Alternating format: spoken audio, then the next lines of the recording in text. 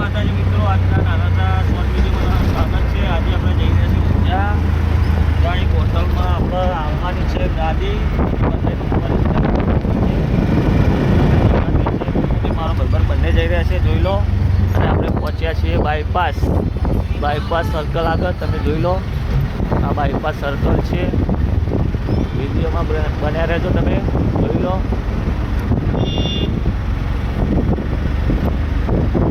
આ છે hotel, bypass આગળ છે.